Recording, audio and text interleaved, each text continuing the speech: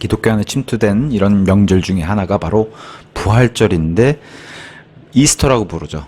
여기 이제 킹제임스랑 연결이 있는데 아주 킹제임스가 정말 번역을 잘 해놨구나라는 게 이제 딱 요 이스터에서 딱 드러납니다. 자, 부활절과 이제 성모 승천 대축일 이제 요걸 살펴보도록 하겠습니다.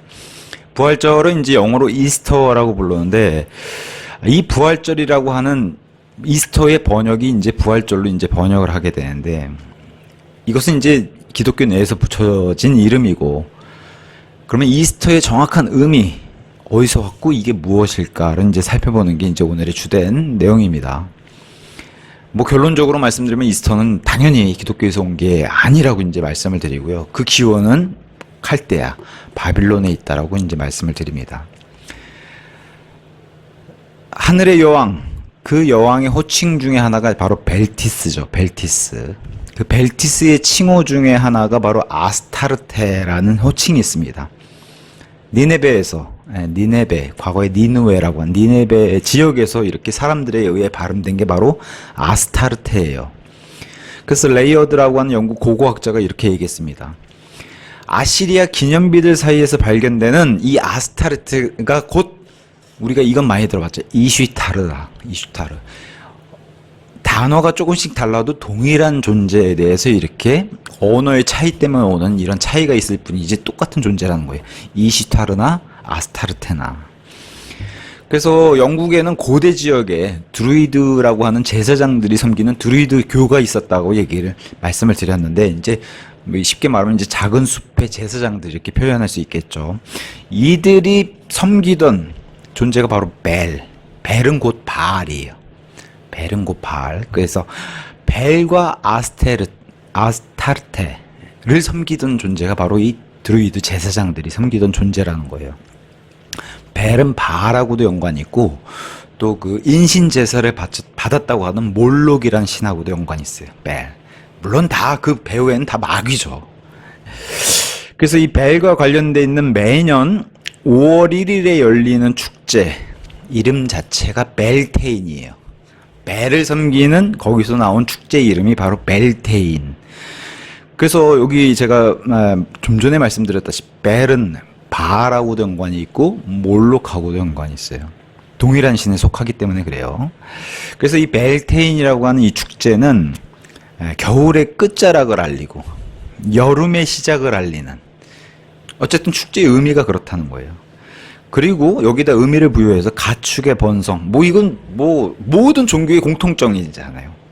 기독교도 마찬가지고 가축의 번성, 농사의 풍요를 기원하고 그래서 특징이 이제 거대한 모닥불, 거대한 불을 지피고 그 가축을 자신의 가축을 이 불 사이로 지나가게 하는 게 이제 이 축제의 주된 내용이에요. 그러면서 풍요와 다산을 기원하는 축제. 그래서 요 그림에 나왔다시피 일단 장작을 이렇게 올려서 불을 태우고요. 그 옆에 이제 불이 보이고 이상하게 화장한 이런 것들 보이죠. 고대 영국 지역, 그러니까 고대 켈트족이 섬기는 드루이드. 그 가운데 불을 지피고서 거기서 제사를 지내고 과거에는 인신제사를 지냈던 거예요. 그러한 종교 체제. 근데 이 뿌리가 어디서 왔다는 거예요? 바빌론. 그리고 벨과 벨티스를 섬기고 그 벨티스가 다른 이름으로는 아스타르테. 아스타르테는 아시리아에서 이슈타르드라고 불리는 그런 존재였다는 거예요. 여신 숭배 사상. 그러니까 이런 것들을 잘 보여주는 게 바로 영국 고대 이교도 풍습을 이제 알려주는 겁니다. 시기가 언제였다고 얘기해요? 우리가 부활절로 지내는 그 즈음에 여름의 시작과 겨울의 끝을 알린 그쯤에 이제 영국의 고대 지방이 이렇게 이교 풍습으로 지냈다는 겁니다. 여기 특징이 이거예요. 바로 이게 문제점인데 제비뽑기를 해서 이건 지금이 이루어지는 풍습이에요. 제비뽑기를 해서 모자 안에서 검은색 돌조각이라든가 이런 조각을 집은 사람은 원 중앙에 피어있는 지금 장작을 엄청나게 해서 불을 지피잖아요. 이게 이제 불씨가 꺼지고 이제 이 불이 가라앉을 때쯤 불의를 뛰어넘게 하는. 제가 지난 시간에 말씀드렸다시피 세계 여행 다큐멘터리 가면 웃으면서 뛰어다녀 지금은. 이게 무슨 뜻인지도 모르고. 과거엔 여기다 사람을 바쳤던 건데. 그래서 지금은 이렇게 제비 뽑아서 그 조각을 뽑은 사람이 불의로 그냥 뛰어넘어서 통과하고 걸렸으니까 벌금을 지불하는데 이게 의미가 있어요. 원래는 예전에 이것을 지낼 때는 자기 자신의 목숨을 바쳐야 되는 건데, 지금은 목숨을 바치지 않으니까 그것을 대신해서 돈으로 지불하는 거예요. 그래서 이것은 바알 숭배 의식 중에 하나. 그러니까 대표적인 게 이제 몰록의 인신제사죠. 이건 이스라엘도 지냈던 그런 제사였는데, 과거에 이런 제사를 지낼 때는 제비뽑 핀 사람이 희생 제물로 불에 태워지는 거예요. 지금 그냥 웃으면서 뛰어넘지만. 그래서 오늘날에 이 불을 통과하는 것이 바알 의식에 대표하는 걸로, 물론 모르고 한 사람도 많을 거예요. 벌금 내는 것 자체가 내가 불에서 건진받았다고 하는 그 구속, 원래 돈을 지불하고 어떤 지불을 하는 것 자체가, 구속 자체는 사실 우리 예수님이 우리를 대신해서 지불을 한 거잖아요. 자신의 몸, 그죠? 자기 자신을 지불하신 거. 이것을 이제 구속이라고 얘기하는데, 자신이 원래 생명을 지불해야 되는데 그걸 지불 안 하니까 대신 돈으로 지불하는, 이 구속을 한 그런 것을 의미하는데, 사실 과거에는 자기 생명을 내어놓는, 그거 얼마나 이 제비 뽑는 게 이제 두려웠겠어요. 이런 풍습을 지금까지 지내고 있는 거예요. 의미가 좀 퇴색하긴 했지만, 사실 그 의미가 뭔지도 모르고 사람들은 하고 있지만. 자, 그리고 벨의 아내는 벨티스예요. 이 벨티스는 아스타르테라고 불리고 숭배 대상. 그러니까 벨이 숭배의 대상이면, 남편이 숭배의 대상이면 당연히 그의 아내 여신도 숭배의 대상이 되는 건 너무 당연한 거죠. 마치 오시리스와 이시스가 동시에 경배받는 것처럼, 아니면 뭐 니무롯과 세미라미스가 경배받는 것처럼 당연한 겁니다.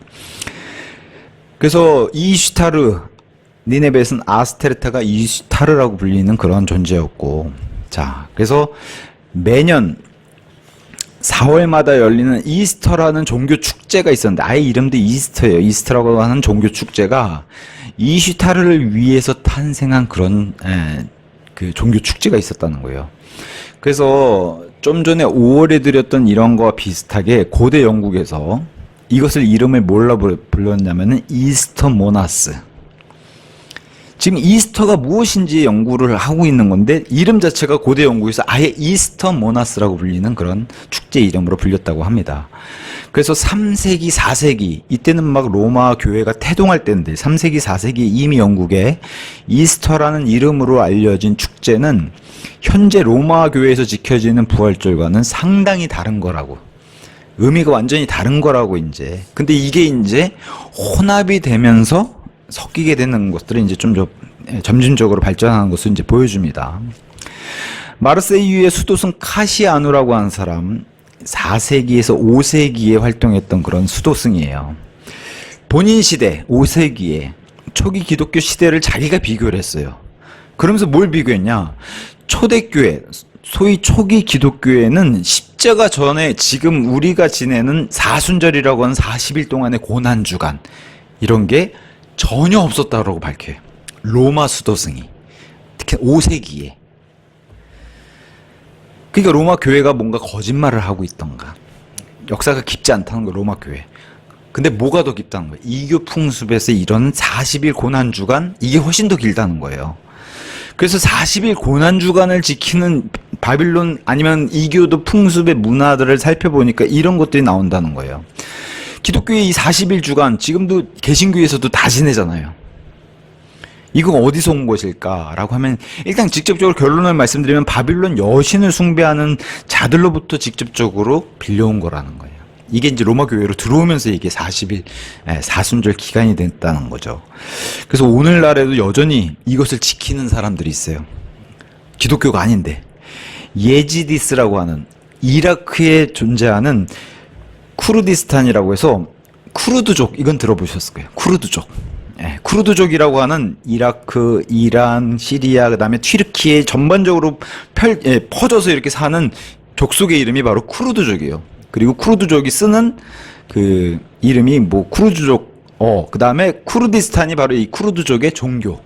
그리고 더 구체적으로 하면 그것을 예지디스라고 부르는데, 이 예지디스라고 하는 이런 자들은 북부 이라크 인근 지역 거주하는 소수 종교 공동체예요. 근데 이들의 종교를 들여다봤더니 완전 짬뽕이라는 거예요.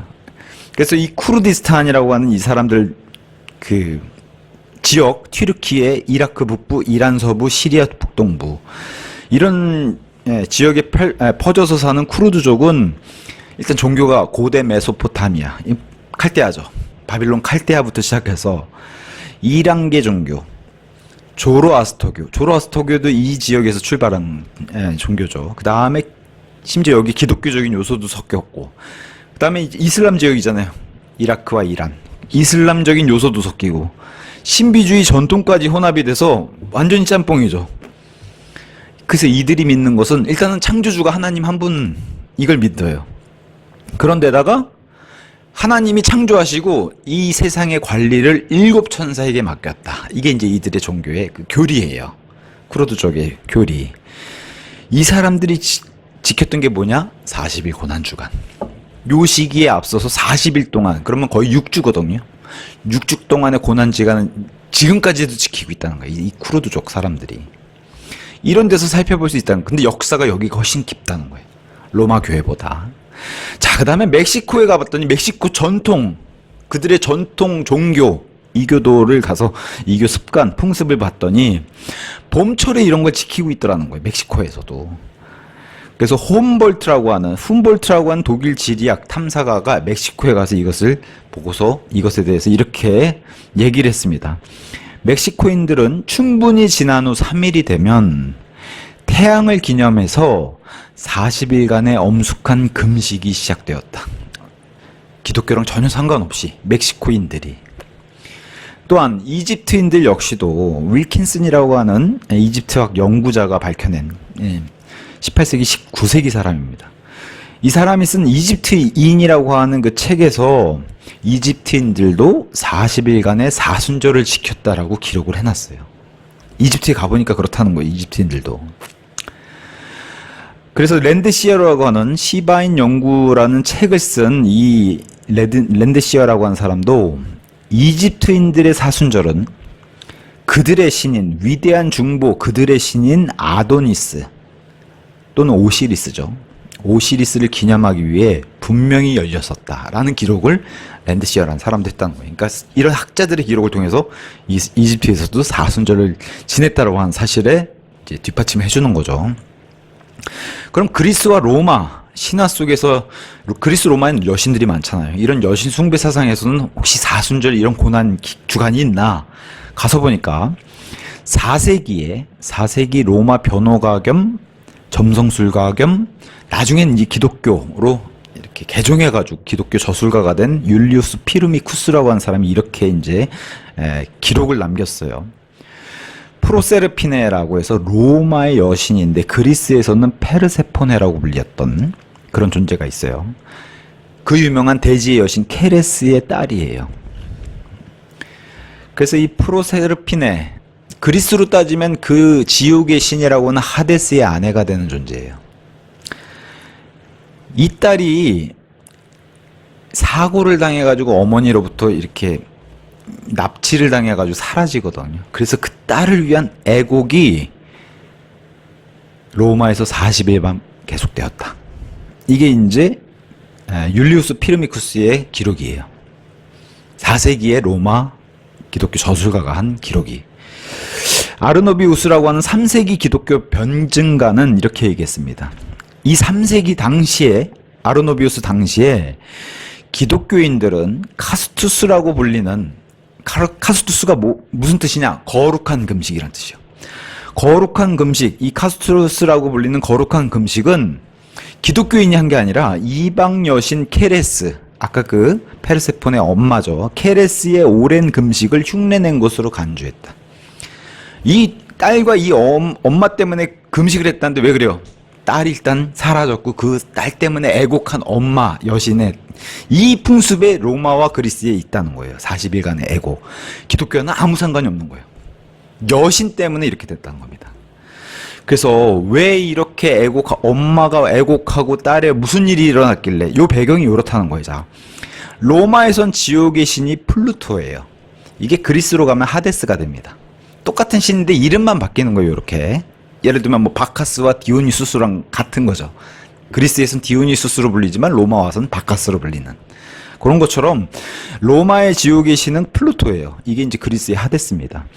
그래서 이 플루토에게 끌려갔어요. 이 딸이 프로세르피네, 그리스로는 페르세포네. 이 딸이 끌려갔어요. 지옥으로. 지옥으로 끌려간 이 딸 때문에 엄마가 40일 동안 울었다는 거예요. 이 풍습 문화가. 그래서 너무 슬퍼가지고 40일 동안 먹기를 거절한 곳에서 유래됐다. 이게 그리스 로마의 신화입니다. 재밌는 거는 그리스랑 로마는 신들이 많고 그 비슷한 신들의 이름이 나중에 다 섞여요. 우리가 알고 있는 바쿠스, 제가 좀 전에 말한 로마에서는 술의 신이 바쿠스고 그리스에서는 이 동일한 신이 디오니수스라는 이름으로 불렸는데 로마에서는 또 다른 이름은 리베르라고 불러요. 리베르. 그래서 요렇게 동일한 존재들, 이름만 여러 가지지 다 동일한 신들이라고 이렇게 이제 참고적으로 말씀드리면서 이교도의 사순절의 이런 문화가 기독교보다 먼저 이렇게 많이 세상에 팽배해 있다는 거예요. 사순절은 일단은 대상 자체가 탐무주의 죽음과 부활을 기념하는 축제. 죽음엔 당연히 애도가 있고 부활에는 환호가 있겠죠. 애도와 그래서 이걸 기념하는 축제에서는 애도와 환희가 번갈아 가면서 있는 거예요. 이교도 풍습에.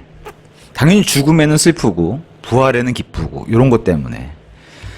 그래서 팔레스타인과 아시리아에서는 요 시기가 우리가 보는 그런 부활절의 시기랑 좀 달라요. 요 이교도 풍습은 6월에 열렸다는 거예요. 6월 달에 아예 달의 이름 자체가 탐무주의 달로 불렸다는 거예요.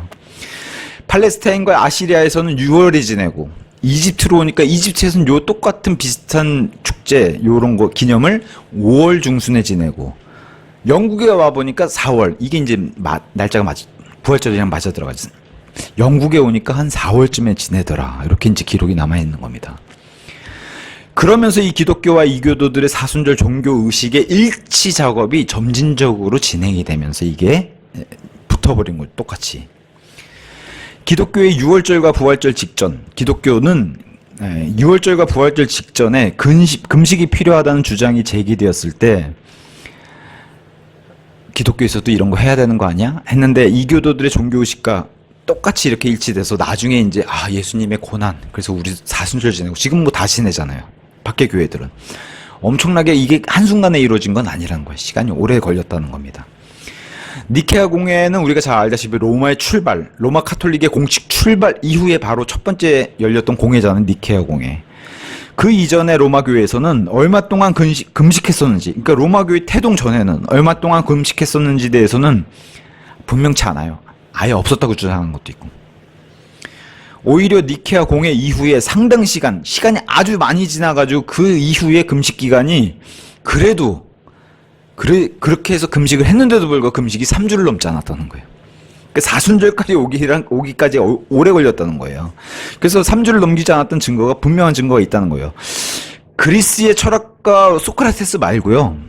그리스의 철학가는 BC, 기원 전 사람이잖아요. 기원 후 AD 450년경에 5세기에 변호사 겸 교회 저술가, 그러니까 로마 사람입니다. 소크라테스라는 사람이 있었어요. 이름만 똑같아요. 그리스 철학가랑. 로마의 소크라테스예요. 이 사람이 뭐라고 얘기했냐? 로마는 기품 있는 도시다. 이 기품 있는 도시의 로마의 주민들은 5세기입니다. 이스터 전 3주간을 금식했다. 그럼 요 이스터가 뭔지를 이제 찾아가는 거잖아요. 이스터 전 3주간을 금식했다. 여기서도 정확한 증거가 뭘로 나와요? 3주를 넘기지 않았다. 3주간. 그러니까 사순절은 6주예요. 배로 해야 되는 거예요. 근데 요 5세기까지도 3주 금식했다는 거예요. 자, 참고로 기슬러라고 하는 독일의 교회사 학자, 18세기 사람입니다. 이 사람이 이런 주장을 했어요. 2세기, 그러니까 로마 카톨릭이 생기기도 전에 동방의 기독교인들은 유대인처럼 그 당시 이런 문화가 있었다는 거예요. 사실 교회가 지켜도 되고 안 지켜도 되고, 교회가 사실 이런 걸 지키라고 하지 않았는데도 불구하고 이들은 지켰나 봐요. 2세기의 동방 기독교인들이. 그래서 유대인처럼 6월절 기간에 8일 동안 누룩 없는 빵을 먹었다는 거예요. 기독교인들이. 아마 예수님의 그 고통, 그 다음에 무교절에 이 과거의 유대인들처럼 그런 빵을 먹으면서 그런 것들을 생각하는 그런 기념을 나름 이렇게 지냈나 봐요. 2세기 동방 기독교인들이. 하지만 로마 카톨릭이 태어나고, 로마 카톨릭은 서방교회라고 얘기하죠. 4세기에 6월절 기간에 이런 기간을 받아들였는지는 모르겠지만 기간이 확 늘어가지고 15일로 늘렸다는 거예요. 그래서 보통 교회나 성경이 부활은 주일로 잡으니까 주일날 부활하셨잖아요. 그래서 그걸 매주 기념하는 건데 그 주일을 기념을 해가지고 앞에 7일, 뒤에 7일 해서 부활을 기점으로 해서 앞에는 애도 뒤에는 기쁨의 축제 이렇게 이제 로마 교회에서 출발했다는 거예요. 2주, 3주 되기 전에. 그게 이제 4세기경에. 그래서 로마 제국에 나중에 이게 점차 강해지니까 나중에 로마 제국이 이것을 강요로 해가지고 명령을 해버려서 로마 교회가 이것을 강제로 지키고 아예 규율로 딱 잡히게 되는. 그래서 당시에 4세기에 자료에 보면은 요 15일 2주잖아요. 2주는 법적 소송도 다 멈출 정도로, 그러니까 다 휴가인 거예요.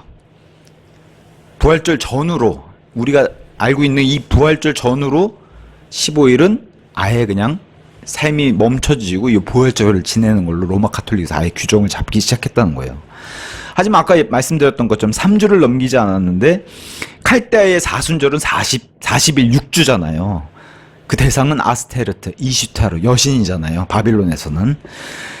로마로는 지금 로마 가톨릭이 공식적으로 전 세계의 종교고 이 로마 가톨릭으로 모든 걸 혼합해야 되는데 이교도들이 자꾸 거부하니까 이교도들은 뭘 중시해요? 우린 40일이다. 사순절이다. 이걸 중시하니까 점차 어떻게 해요? 교회. 그럼 우리도 너희를 따라서 사순절을 지내겠다. 이렇게 해서 이들을 흡수해야 되니까 로마 교회에서도 40일이 금식 기간으로 정해진 데에 이르렀다는 거예요. 처음엔 이렇게 시작을 안 했는데 처음에 일주일, 2주, 3주, 어떻게 해요? 6주까지 갔다는 거예요. 이교도들 때문에. 그래서 AD 511년, 그럼 벌써 6세기죠. 아우렐리아 공의회, 공식적으로는 오를레앙 공의회 이렇게 얘기합니다. 아우렐리아 공의회에서 교회들에서 나타나는 금식 의식을 로마 주교 호르미스 다스라고 하는 주교가 공식적으로 이스터 전에, 그러니까 로마 교회에서 만든 부활절이겠죠. 이스터 전에 사순절을 지켜야 하는 의식으로 선포하고 로마 교회법으로 규율하고 규정하고 제도화한 게 바로 AD 511년의 공의예요. 굉장히 세부적으로 공식화했다는 거예요. 그 전부터 지내고 있던 중구난방식의 이런 사순절, 그러니까 금식의 이런 문화를 아예 로마 교회에서 법으로 40일을 지내야 된다고 이렇게 만들어버리는 게 이런 공의에서 공식적으로 선포를 하게 되는 거죠. 물론 기독교 안에 들어온 부활절 기념 자체도 성경적이지 않아요. 이런 거 지키라고 하지도 않았고. 하지만 기독교적 6월절과 부활절 기간에 뿌리가 어디서 왔다는 거예요? 이교도들의 여신 축일. 그죠? 여신을 기념하고 그 여신을 위한 이 날들이었는데 그것을 이스터라고 불렸다는 거예요. 근데 이스터 기간이 달라요. 교회에서. 요 기간이 중복이 되는 기독교, 그러니까 특히나 유대교의 6월절, 무교절 기간하고 성경에서도 여기 겹쳤던 부분이 있었죠. 사도행전 12장에. 그 얘기는 좀 이따 드릴게요. 자, 로마 교회의 부활절, 지금 지낸 부활절과 이교도의 이스터는 분명히 다른 것인데 이게 혼합이 되면서 어떻게 돼요? 같은 것처럼. 그렇게 닮아가서 완전히 하나가 됐다는 거죠. 어쨌든 양쪽에서 이거를 하나로 만들다 보니까 양쪽 다 폭력과 피 흘림을 당했다는 거예요. 어쨌든 양쪽은 이걸 그러니까 우리는 마귀에 속한 사람들이니까 섞는데 하나가 돼서 마음이 하나가 돼서 금방 섞이는 이렇지는 않다는 거예요. 아무리 바빌론의 신비종교의 일이고 마귀의 일이라고 해도 이들도 이교도와 이 로마 교회 사이에서 이걸 하나로 만드는데 굉장히 서로가 피를 많이 봤다는 거예요. 이교도들도 여기 속해지느라고, 아니면 기독교도 이 이교도들랑 혼합되느라고. 이게 바로 이스터의 역사라는 거예요. 이스터의 역사는 로마 교회, 기독교, 특히나 예수님의 부활과는 아무 상관이 없다는 거예요. 그래서 사도행전 12장에 이 베드로를 죽이려고 그랬는데 마침 기간이 딱 맞아 떨어진 게 언제예요? 무교적 기간이에요. 그래서 12장 3절, 그리고 그가 그것이 유대인들을 기쁘게 한 것을 보았기에 그는 베드로를 죽이는 거예요. 그래서 야고보를 일단 칼로 죽였더니 유대인들이 좋아했어요. 그래서 3절에 유대인들이 기뻐하고, 여기에 더해서 베드로도 잡으려고 진행하였더라. 헤롯이 베드로도 이제 죽이려고요. 근데 3절에 그때가 무교절의 날들, 이스라엘의 명절이에요. 요거는. 근데 마침 요때 이스라엘의 명절에 뭐가 같이 중복이 됐냐면 4절입니다. 그리하여 그가 베드로를 체포한 후에 그는 그를 감옥 안에 집어넣고 그를 4명씩 4주의 군인들에게 그를 지키도록 넘겼으니, 요때 하필이면 이교도의 풍습 기간인 이스터가 같이 걸린 거예요. 이스터가 지나면 백성에게 그를 끌어낼 의도였더라. 근데 이게 이제 3절에 무교절이 있고 4절에 이스터가 있는데 이 이스터가 원어로는 파스카, 즉 유월절과 관련되어 있는 원어로 되어 있기 때문에 다른 성경에서는 요게 이스터가 아니라 유월절로 되어 있어요. 번역을. 근데 킹제임스는 그렇게 번역을 안 했거든요. 만약에 이걸 유월절로 번역할 것 같으면 영어로는 패스오버를 적었어야 되는데 영어로 이스터라고 적어놨단 말이에요. 이거는 기독교가 지내는 그 명절이 아니란 것을 킹제임스 성경이 이렇게 못을 박아놓은 거예요. 이스터라고. 그리고 이스터는 부활절이 아니라고 이렇게 못을 박아놓은 거예요. 지금 영어당 이스터 가서 보면은 사전은 다 부활절이라고 번역이 돼 있어요. 근데 킹제임스 성경은 이스터는 그 부활절이 아니다. 이것은 비슷한 시기에 섞여가지고 지금 요런 중복적인 날짜가 있지만 여기서 말하는 이스터, 특히나 사도행전 12장 4절에 나온 이스터는 바빌론 종교가 예전부터 섬겨왔던, 지켰던 그 이스터, 그것을 로마 교회에서 끌어들이고 그게 초기 시대부터 이렇게 있었던 이스터, 부활절이 없었을 때도. 그리고 우리가 사도행전이나 복음서나 읽어보면은 사도들이 부활절을 지키지 않잖아요. 주의 첫날을 지키지. 그죠? 부활절이란 1년의 명절을 지키지 않잖아요. 그러니까 이 이스터는 기독교에서 지키는, 지금은 부활절들을 너도 나도 다 지키고 있으니까 성경에 이스터가 나오니까 아, 요게 초대교회에서도 부활절을 지냈나 보다. 이렇게 엉뚱한 해석을 내놓는 거예요. 초대교회에서는 그런 부활절 자체가 없었는데. 요거는 지금 이교도 풍습에 그런 걸 얘기하는 거예요. 바빌론 종교 이스터. 그래서 이스라엘은 무교절을 지내고 있고, 마침 요 기간에 여기 섞여 있는 거예요. 무교절을 지내고 있고, 이교도들은 로마 비롯해서 전 세계에서 이교도의 이 명절을 지내고 있으니까 요 이교도 명절이 지나면 백성에게 베드로를 죽일 요 계획. 킹제임스 성경은 친절하게 패스오버가 아니라 이스터라고 이렇게 기록해 놓으면서 요것은 기독교랑 상관없는 명절이라고 알려줬어요. 이게 이스터의 역사예요. 기독교랑 아무 상관없는. 그리고 이스터의 정확한 번역이 이렇게 등장한 거고. 이스터에 이런 날짜들, 이교도 풍습들도 5월, 4월, 6월 다 달랐어요. 요거를 다 로마가 모으면서, 요 종교들 다 모으면서 어디로 끌고 왔어요? 기독교의 부활절로 가져온 거예요. 그 초실절 그날로. 그래서 이게 다 4월 달로 온 겁니다. 자, 그 다음에 이제 이스터 하면 빼놓을 수 없는 게 빵이죠. 빵. 이스터와 빵, 그리고 달걀. 자, 빵은 우리는 이제 보통 우리 시간으로 수요일, 유대 시간으로는 동일한 수요일에 저녁이 되면은 목요일이니까 수요일 또는 목요일 이렇게 시작을 해요. 예수님이 십자가에 죽음당하고 무덤으로 들어간 시간을. 그렇게 해서 3일 밤낮을 풀로 채우고 거기다 12시간 더해서 막달라 마리아에게 나타난 시간이 바로 일요일 오전. 그렇게 해서 주의 첫날이 일요일로 이렇게 지내잖아요. 근데 로마 카톨릭은 이렇게 계산을 안 하죠. 2박 3일로 치죠. 시간도 안 되게. 전혀 정말 비성경적인 거지만 어쨌든 금요일로 출발해가지고 일요일에 부활한 걸로 계산을 해요. 그래서 금요일을 거룩하다, 성스럽다, 선하다. 그래서 성금요일이라고 부르죠. 그래서 이 금요일에 십자가 무늬가 찍힌 빵과 파스크를 먹는 그런 문화가 있다는 거예요. 이스터와 그래서 빵과 연관되어 있는 게. 파스크라는 단어는 아까 말씀드린 그 파스카라고 하는 6월절의 헬라어 원어 그겁니다. 파스카. 고대 영어식 표현이에요. 파스카라는 헬라어의 고대 영어식 표현이 바로 파스크. 그래서 이들은 이스터를 지금 6월절과 동일하게 놓는 거잖아요. 원어로 갔을 때. 킹제임스 성경이 이렇게 얘기 안 하는데. 그래서 6월절의 단어예요. 파스카가. 그래서 지금 자기들이 지내는 게 부활절은 6월절이랑 관련이 있잖아요. 그리고 부활절 이전에 6월절에 죽음이 있어야 되는 거잖아요. 그걸 기념한다는 단어로 파스크를 지내면서 먹는 빵이 있다는 거예요. 그 빵을 보통 이제 빵은 영어로 이제 우리는 브레드라고 하지만 번이라는 단어 써요. 번즈. 작고 둥근 빵 이렇게 얘기를 하는데 이 번즈 빵의 기원 자체가 되게 오래됐다는 거예요. 요새 제과점에서 보는 많은 그런 빵인데도 불구하고 이미 3,500년 전, BC 1,500년 전에 이 빵 자체가 하늘의 여왕인 이스터 여신을 경배하는 데 사용됐던 그 빵이 기독교에 등장했다는 거예요. 예전부터 있었던 빵이. 그래서 브라이언트라는 영국 고전학자가 이렇게 얘기했어요. 신들에게 바쳤던 빵 중, 그러니까 빵은 사실은 뭐 유대인들도 이스라엘 백성들도 정말 오래전부터 바쳤잖아요. 그죠? 성막 세우고 이집트 탈출한 게 벌써 3,500년 전인데 그때부터 빵을 바쳤잖아요. 이스라엘 백성도.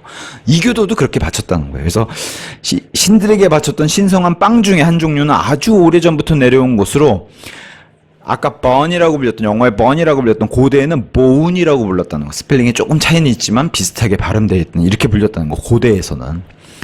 디오게네스 라에르티우스라고 하는 그리스계 로마 저술가는 이렇게 얘기했습니다. AD 200년에서 250년 사람인데 그가 책에서 제물을 바치는 자를 표현한 부분에서 그는 보운이라고 불리는 신성한 케이크 중 하나를 바쳤는데 그것은 고운 밀가루와 물로 만들어진 것이라.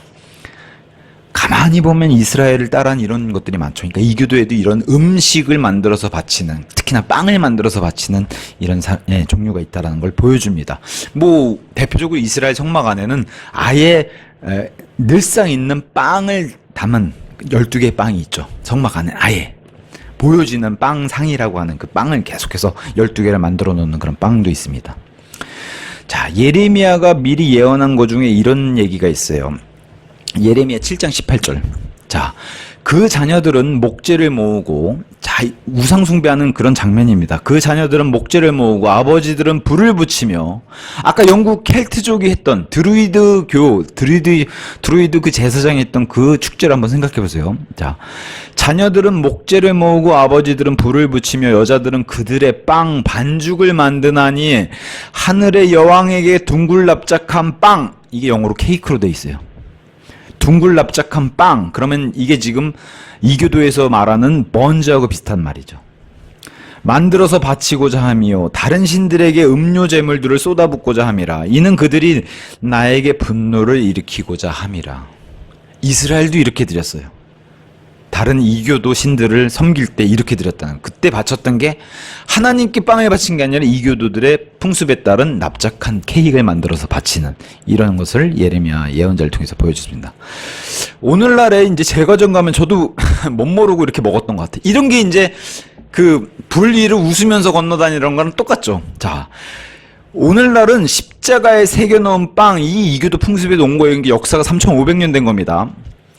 아스타르테나 이슈타르의 축제 때 제물로 바치는 대신에 먹은 빵, 원래 자신이 바쳐야 되는데 바치는 대신에 빵을 이렇게 먹었다는 거예요. 이런 빵 혹시 많이들 보셨어요? 저는 이게 그냥 빵 이쁘게 만드는 거겠거니 하고 그냥 제가 좀 해서 본 것 같아요. 근데 이게 일부러 십자가 모양을 이렇게 됐다는 거예요. 핫크로스 번즈. 그리고 누구에게 바친 거예요? 기독교랑 아무 상관없어요. 누구에게 바친 거라는 거예요? 이교도 여신에게 바쳤던 빵이 이런 빵이라는 거예요. 이런 것들이 이제 부활절을 기독교 안에 같이 들어왔던 겁니다. 부활절 하면 또 빼놓을 수 없는 게 달걀이죠. 달걀. 달걀 자체가 모든 종교 안에, 모든 종교에 뭐가 있는지 아세요? 우주가 달걀에서 나왔다.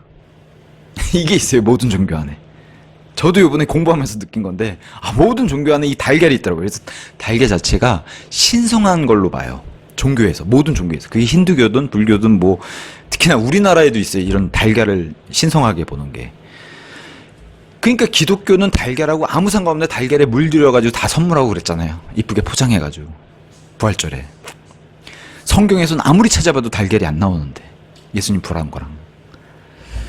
신성한 달걀로서의 의미는 아까 등장했던 영국의 고대 지방, 거기에 제사장들인 드루이드, 그 드루이드 족들이 성직자잖아요, 그들의. 그래서 그들의 성직의 신성한 상징으로서 드루이드들은 달걀을 지니고 다녔다는 거예요. 또한 아테네에서 열렸던 디오니소스, 이게 술의 신이에요. 그리스 신의 이름이, 이게 이제 로마의 신은 바카스인데, 이 바쿠스 제전, 술 많이 마시는 축제로 유명하죠. 바쿠스 제전의 신비 종교 의식에서는 저녁 의식의 일부로 달걀을 봉헌하였다. 그럼 벌써 기독교보다 훨씬 앞서 있죠. 자, 인도의 우화에서는 이 달걀, 인도에선 세계 달걀이라고 부르고, 왜 여기서 다 튀어났다는 거예요, 온 세상이. 그래서 이 달걀을 금색으로 만든다는 거예요. 그래서 우주가, 이런 데서 나오는 거죠. 우주가 하나의 황금 알에서 태어났다는 힌두교 인도 신화의 우주 창조 개념도 들어간다는 거예요. 알에서 태어났다는 거예요. 근데 이게 은근히 과학적이잖아요. 우리가 봤을 때는 허무맹랑한 걸 믿고 있는 것 같은데 빅뱅으로 따지면 뭔가 폭발한 거잖아요. 이 달에서 나온 거 다 튀어나온 것처럼. 그러니까 이 달걀에서 다 튀어나온 것처럼 이렇게 보는 그런 거죠. 그래서 이 그림에 인도의 이 힌두교 문화인데 가운데가 다 알이에요. 옆에도 왼쪽도 그렇고 이 황금알로 돼 있고 지금 흑백으로 보이겠지만 유튜브로는 이게 이제 칼라로 가니까 황금알이고 오른쪽도 달에서 뭐가 깨니까 신이 그 달 위에 있고 달 안에서 달걀 안에서 다 튀어나왔다는 거예요. 여기만 있냐? 일본도 있다는 겁니다. 그래서 일본의 18세기, 19세기에 신화 연구자들이 일본에 갔더니 뭘 발견해요? 일본은 다만 금색으로는 칠하지 않고 노빛 색깔로 달걀을 칠했는데 그 달걀을 신성한 달걀, 요런 세 개가 다 탄생했다는 요런 달걀로 믿더라. 일본에서도. 중국에 갔더니요. 중국은 오늘날까지 지키고 있어요. 기독교랑 아무 상관이 없지만. 오늘날에도 봄맞이 행사로. 그러면 시기가 딱 봄철에 이런 걸 지내고 있다는 거예요. 붉게 색을 칠한 달걀. 여기는 색을 붉게 칠한. 중국은 빨간색 좋아하는 거 아시죠? 그 빨간색으로 왜 그게 복받은 색깔. 팔자 좋아하고 복이랑 관련돼 있어서. 그래서 붉게 색을 칠한 달걀, 홍단이라고 불리는데 이것을 영국에서와 마찬가지로 신성한 종교 축제에 사용되고 있어요. 뜻은 생명, 탄생, 번영, 다산. 그래서 이런 것도 선물해 주기도 하고 홍단을. 그래서 이것은 누구의 증언이냐? 중국 아모이 지역에서 선교한 제임스 존스턴이라고 하는 목사님이 아니 내가 선교하러 갔더니 이 지역이 이러고 있더라. 달걀 선물해 주고 빨갛게 칠하고. 예. 고대 이집트에서도 빠지면 섭섭하죠. 고대 이집트인들과 그리스도인들의 종교 의식에서도 이 달걀을 찾을 수 있는데 그림 31과 같이 왼쪽은 헬리오폴리스, 오른쪽은 티폰의 달걀이라고 하는데 먼저 왼쪽이 헬리오폴리스. 헬리오폴리스 자체가 헬리오, 태양, 도시. 고대 이집트에서 가장 중요한 태양신 숭배 중심지의 가운데 하나가 바로 헬리오폴리스였는데 그 헬리오폴리스에서 쓰였던 그리고 상징이 됐던 신성한 달걀이라는 거예요. 왜냐? 이집트에서도 이 달걀에서 우주가 다 튀어나왔고 거기서 세상이 창조됐다는 개념이 있기 때문에 그렇다는 거예요. 그 다음에 그리스 신화에 나오는 티폰이라고 하는 그 소위 말해 악한 신이 있어요. 이 티폰이라고 하는 신은 이집트의 세트가 누구냐면요. 이집트에서 가장 숭배받는 오시리스를 죽인 신이에요. 세트가. 그러니까 이 세트라는 신이 그리스로 가서 이름만 티폰으로 바뀌었는데 그럼 티폰도 사악한 신이 되겠죠. 그래서 티폰이라고 하는 신, 혼돈의 신이라고 알려져 있는 그 신이 바로 뱀으로 표현됐는데 그 뱀이 달걀을 휘영 감고 있어요. 뱀은 당연히 성경에서는 용과 옛뱀 이런 것을 상징하는데 그게 장악하고 있는 게 온 세상. 달걀이 온 세상이라는 뜻이잖아요, 여기서. 예. 자, 유프라테스 강의 전설 중에 하나가 이게 있습니다. 히기누스라고 하는 로마의 학자가 BC 64년에서 17년에 살았던 이 사람이 이렇게 얘기했습니다. 자, 로마 팔라틴 도서관 책임자인 히기누스는 엄청난 학자겠죠. 엄청난 크기의 달걀이 하늘로부터 유프라테스 강으로 떨어졌다고 전해진다. 물고기들이 이것을 강둑으로 굴려갖고 옮겼고 비둘기들이 그 위에 부화하였는데 비둘기는 굉장히 비둘기도 신성한 존재로 여겨지죠. 그곳에서 후일 시리아 여신으로 불렸던 비너스가 나왔다. 다 신성한 존재들이죠. 달걀이 떨어지고 그 달걀을 물고기들이 옮기고 그 달걀을 부화시키려고 비둘기들이 부화시키고 거기서 가장 숭배받는 비너스 여신이 탄생. 이게 유프라테스 강의 전설이라는 거예요. 이것을 누가 엄청난 학자, 로마의 도서관 책임자인 이런 학자가 이런 증언을 했다는 겁니다. 이 비너스가 아까부터 계속 얘기했던 아스타르테예요. 이슈타르. 다 동일한 여신들의 이름만 다르지. 그래서 이러한 신화들과 맞물려가지고 이 달걀이 바로 이스터의 상징들 중 하나가 돼버렸다는 거예요. 달걀, 생면, 탄생, 번영 이런 거랑 잘 맞아떨어지는 그리고 이교도의 이런 문화들. 그냥 기독교랑은 아무 상관이 없는 건데. 자, 튀르키예 아래쪽에 사도행전에도 등장하는 키프러스라고 하는 섬이 있어요. 키프러스. 사도 바울이 선교했던. 그 키프러스에서도 비너스, 아스타르테를 숭배하는 게 당연히 있죠. 이교도 풍습이. 그래서 그 키프러스에서는 비너스를 숭배하기 위해서 선택된 의자들 중 하나를 거대한 크기의 달걀 모양으로 만들었다는 거예요. 어떻게? 그림 32처럼 엄청나죠. 사람이 위에 올라간 사람의 크기로 이걸 비교해보고, 그 다음에 이 달걀 모양의 안에 들어가면 여기 앞에 보면 창문 같은 데 있죠. 그 안에 사람이 들어가서 이렇게 볼 수 있은. 그래서 18세기, 19세기 사람들이 키프루스에 갔더니 이런 달걀을 만들어 놨다는 거예요. 이게 고고학자들의 증언이에요. 그래서 그 증언을 바탕으로 만든 목판화가 바로 이런 거예요. 엄청난 크게 달걀을 만들어 놓고 이것을 여신 숭배하는데 이렇게 이용하더라는 거예요. 그래서 이 신비로운 아스타르테 달걀에 숨은 뜻도 있다는 거예요. 단순히 여기서 세상이 다 태어나고 탄생되고 이런 것을 넘어서서 요것은 노아의 홍수 때 방주랑도 관련이 있다는 거예요. 요 달걀 안에 의미 자체가.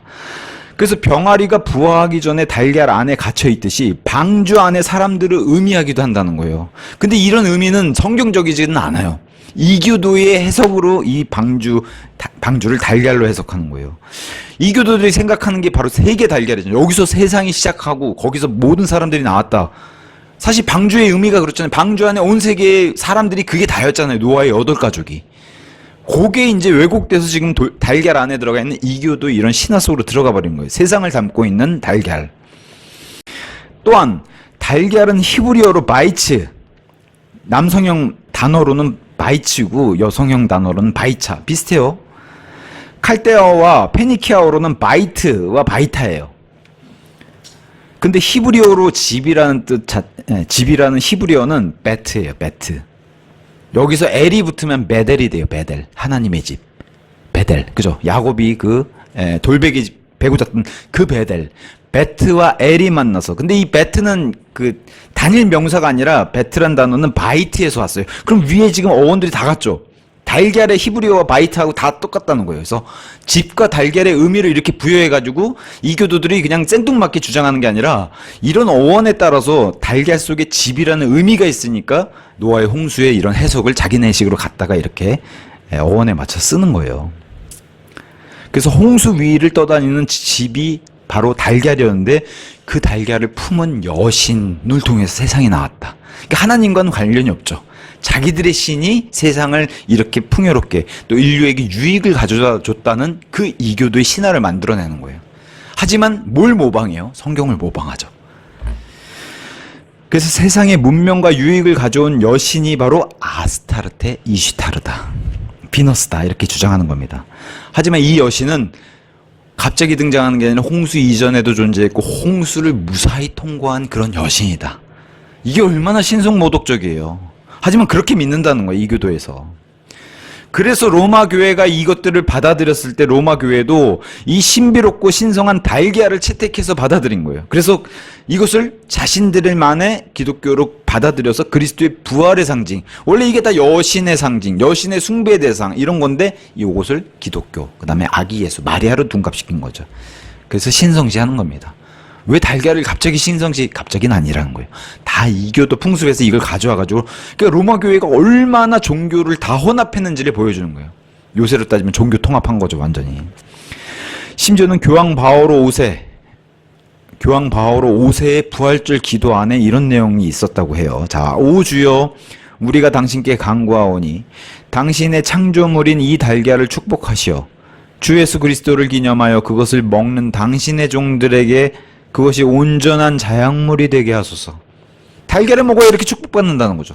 마치 미사에 빵 조각 먹으면 축복받고 포도주 마시면 그런 것처럼. 달걀은 멀리서 찾을 필요 없어요. 우리나라도 있어요. 건국 신화에 다 있어요. 신라 건국의 신화에 박혁거새와 달걀 다 신성해요. 가야 건국의 신화에 김수로 왕과 달걀, 고구려 건국 신화에 주몽과 달걀, 다 달걀에서 태어난 존재들이에요, 이게. 근데 이런 얘기는 어디서 왔을까요? 뿌리가. 우리나라도. 어디서 왔겠어요? 저 바빌론 내에서 다 온 겁니다. 달걀과 함께 이교도에선 석류와 오렌지도 이제 섞어서 쓰기도 합니다. 그래서 특히나 이 석류 같은 경우 바빌론 여왕 이스터의 또 다른 상징, 그러면 고대 동전에서는 이 성류를 들고 있는 이런 그림처럼 여신의 이런 그림이 있는데, 아스타르테는 하나님의 영이 육화된 그런 화신이자 인류의 어머니의 화신으로 경배받는 그런 존재예요. 그래서 아스타르테의 또 다른 호칭인 이디아와 마테르는 여기서 영어 단어 마더, 어머니가 나오는 거죠. 그래서 지식의 어머니랑 호칭이 붙는데, 왜 이런 호칭이 붙냐? 신성한 산에 올라와서 사람들에게 지식을 알려주는, 근데 엄청난 신성 모독이 뭐냐면요, 이 지금 석류 열매 자체를 지금 선악과의 열매로 이렇게 표현을 하면서 지식의 나무 열매와 관련 있는 것으로 이렇게 보여줘요. 이브는 분명히 이브의 불순종으로 인해서, 그리고 죄악으로 인해서 인류가 죄인들이 되었어요. 창세기 3장에서. 그래서 저주와 고통이 임했고 죄 가운데 살게 됐어요. 이거 완전히 안 좋은 것들인데, 이것을 이교도 문화에서 어떻게 둔갑시켰냐? 금지된 열매를 먹음으로써 그 뱀, 마귀가 와서 유혹했던 내용을 뒤바꿔 버렸어요. 원래는 이브를 통해서 고통스러운 일들, 죄악이 탄생한 거였는데, 인류 전체에 이것을 마치 좋은 것을 얻은 것처럼 지식과 성가학을 알게 됐다. 오히려 이렇게 둔갑시키고 포장을 했습니다. 그래서 로마교회 부활절 미사 전문에서의 이런 표현을 보면은 번역하면 이렇다는 거예요. 오 복받은 허물이여, 그대로 인해 이처럼 위대한 구속자가 오셨다네. 복받은 허물, 이브의 허물을 통해서 구속자인 예수님이 오셨다는 건데, 바꿔서 이걸 죄를 미화시켰다는 거예요. 로마 가톨릭. 그것을 더 의역해가지고 하면은, 오 이브여, 그대에게 감사하노니 그대의 죄 때문에 영광스러운 구원자를 우리가 갖게 되었네. 이렇게 얘기한다는 거예요, 기도로. 아니, 이브가 저지른 죄는 이건 비참한 거고 너무 안 좋은 건데, 이걸 통해서 구원자가 오게 됐으니 감사하다는 게 이게. 하지만 미사의 기도가 이런 내용을 담고 있다는 거예요. 근데 이걸 다 라틴어로 하니까요. 때로 어느 지역은 석류가 없으면 그 대신에 오렌지를 줬다고 해요. 그래서 석류가 없는 영국과 유럽에서는 대신 오렌지로 쓰기도 하고, 스코틀랜드 카톨릭 교도들은 이스터 달걀도 주고 거기에 오렌지도 덧붙여서 주기도 했다는 거예요. 그래서 에딘버그 길리스 주교라고 한 사람은 부활절에 아일랜드는 일부가 로마 카톨릭이잖아요. 아일랜드에게 세족식, 그 발 닦아주는 거 있죠, 예수님처럼 하는 거, 세족식을 거행하면서 달걀 2개와 오렌지 1개씩을 주었다. 이런 기록을 가지고 있습니다. 이스터의 역사가 이래요.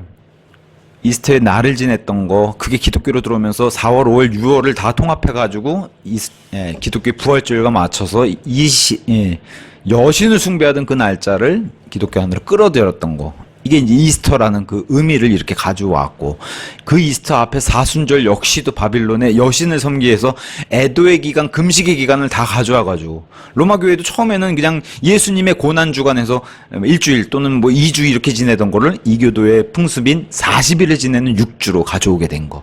이게 이제 이스터의 거기다가 이제 빵. 과거에는 인신제사를 했던 그 빵을 대체해가지고, 의미를 대체해서 이제 빵을 대신 먹고, 그 빵에다 십자가를 그어가지고, 그리고 또 과거서부터 이교도의 그 바알, 또 벨, 이런 신들에게 바쳤던 그런 빵을 이제 먹는 풍습으로 바뀐 이런 것들을 보여줬고, 그 다음에 이제 신성한 달걀, 모든 종교에 있는 이 세계 종교, 달걀에서 다 튀어나왔다고 하는 그 달걀, 이 신성한 달걀의 의미를 또 기독교로 가지고 들어와서 이게 예수님의 탄생을 알리는 그 의미를 부여해가지고 성경과 아무 상관이 없는 이 달걀을 부활절에 나눠주게 되는. 그 부활절에 달걀 나눠주는 거 이거 중국에도 있고 일본에도 있고, 가서 물어보면 우린 기독교는 몰라요 이럴 거예요. 왜냐, 자기들 풍습이니까. 그런 것들이 얼마나 교회 안에 들어와서 얼마나 종교 통합을 이루는지를 잘 보여주는 겁니다. 자, 그 다음에 이제 마지막으로 이제 성모 승천 대축일, 굉장히 신성 모독적인 말씀이죠. 그래서 이렇게 히슬롭이 썼어요. 로마 교회의 대담한 사악함, 가장 신성 모독적인 모습을 보여주었다.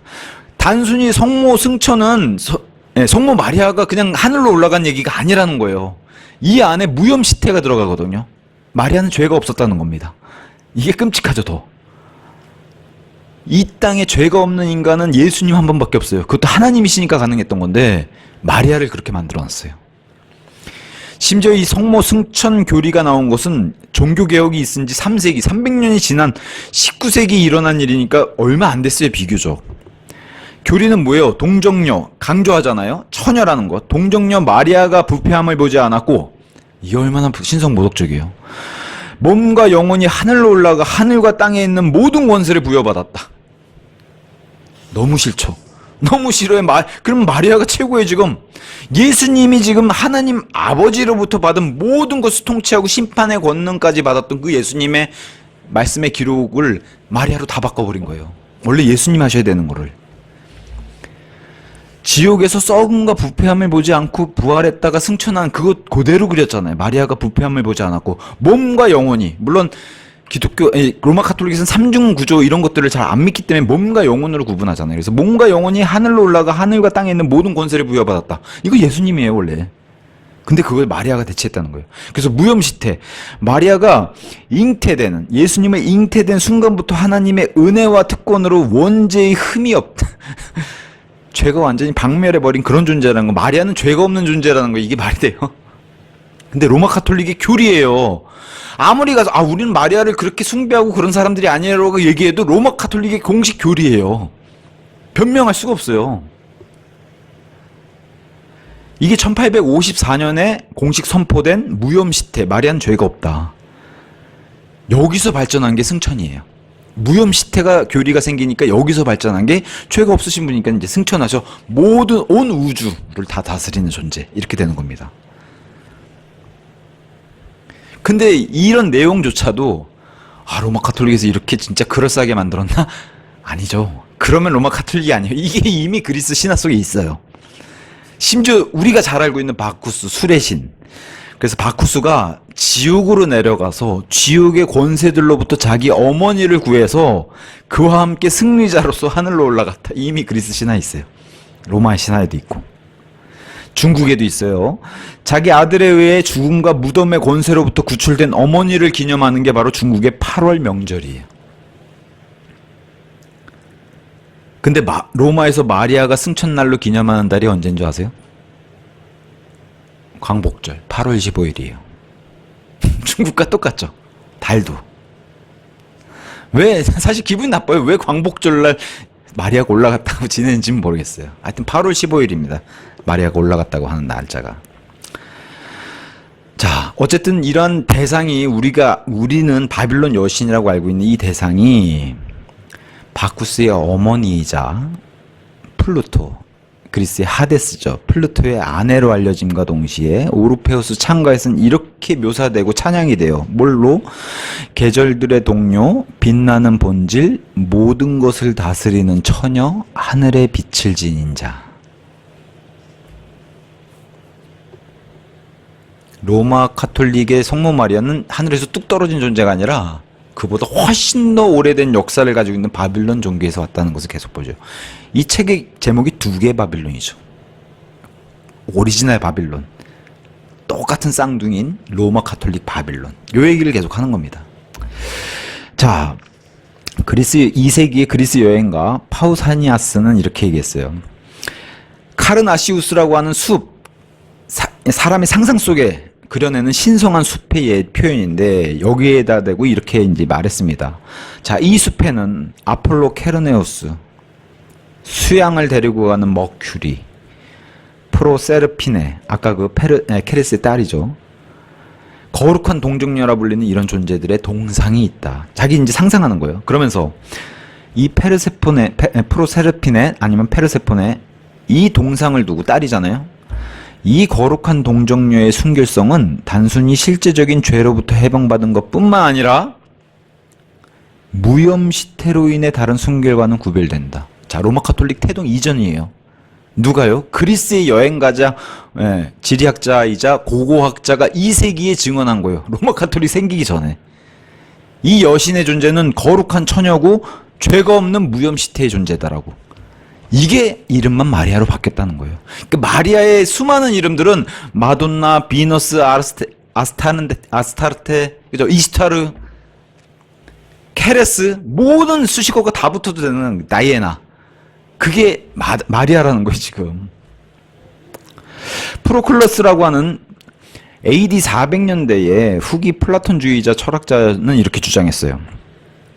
이 존재, 경배받는 이 존재, 그녀의 본질의 순수성과 그녀의 세대에서 더럽혀지지 않은 초월성으로 인해 그녀는 코레라고 불렸는데, 코레. 예, 코레라고 불린다. 여기서 코레는 프로세르피네라고 하는 이 케레스의 딸을 뜻하는 별칭이 바로 코레라고 해요. 거룩한 존재를 이렇게 경배받는 코레. 저는 이거 보고 우리나라 철자랑 비슷하다. 코레아. 그리스어는 또 KORE니까 A만 붙이면 코리아 이렇게 되는데 아무 연관이 없습니다. 어원적으로는. 자, 어쨌든 이 부활절에 이스터, 이교도의 이스터들을 잔뜩 다 박박 긁어 모아서 거기에 빵과 달걀, 여신 숭배 사상까지 박박 긁어 모아가지고 드디어 로마 마돈나가 절대적으로 완벽하게 흠이 없음 공식적으로 선포한 거예요. 죄가 없다고 했다가 그 죄가 없는 것에서 발전해서 흠이 없는 존재. 그러다 보니까 이제 하늘을 올려야 되는 거죠. 그래서 아이를 팔에 안고 있는 이 로마의 마돈나와 바빌론의 마돈나가 하나고 동일한 여신이란 건 계속해서 밝혀지고 있는 거고, 로마의 마돈나는 여신으로 경배될 뿐만 아니라 최고의 경배 대상이에요. 로마의 마리아가. 지금도 마찬가지잖아요. 마리아가 최고의 경배 대상이에요. 말로는 아니라 그러는데 아닌 게 아니라 진짜 그래요. 이 마돈나 바빌론 음녀에게 보내는 하나님의 강력한 경고는 뭐예요? 그녀에게서 나와라. 심지어 대환란에 들어가 있는 이 땅에 하나님의 백성이 되고자 하는 자는 나의 백성아 그녀에게서 나오라. 그리하여 너희는 그녀의 죄들의 동참자들이 되지 말고 너희는 그녀의 재앙들에 받지 말라. 이는 그녀의 죄들이 하늘까지 닿고 하나님께서 그녀의 죄악들을 기억하셨기 때문이라. 마치 아브라함이 지금은 여기 당장 가나안 족속들의 불법들이 가득 차지 않았기 때문에 심판을 안 하셔. 언제 하셔? 400년 뒤에. 이렇게 얘기한 거랑 똑같죠.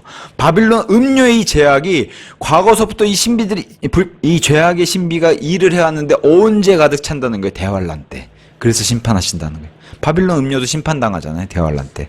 하지만 하나님의 백성이 될 자들은 나오라는 겁니다. 출애굽기 20장 4절과 5절에 하나님께서 강력하게 경고하셨죠. 너는 너에게 어떤 새겨진 형상도 만들지 말지니. 성당 가면 마리아 형상이 얼마나 많아요. 또한 위로 하늘에 있는 것이나 아래로 땅에 있는 것이나 땅 아래 물속에 있는 어떤 것과 같은 모습을 아무것도 만들지 말라. 너는 그것들에게 자신의 몸을 숙여 절하지 말고. 근데 너무 많은 절을 해서 탈이죠. 그것들을 섬기지도 말지니라. 이는 나 주 너의 하나님은 질투하는 하나님이요 아버지들의 죄악을 벌하여 자식들 위에 영향을 끼치게 하고 나를 증오한 자들의 3대와 4대까지 이르게 하는 존재다. 근데 요 말과 하지 말란 것을 하는 그런 종교가 있죠. 로마 가톨릭 대상 마리아.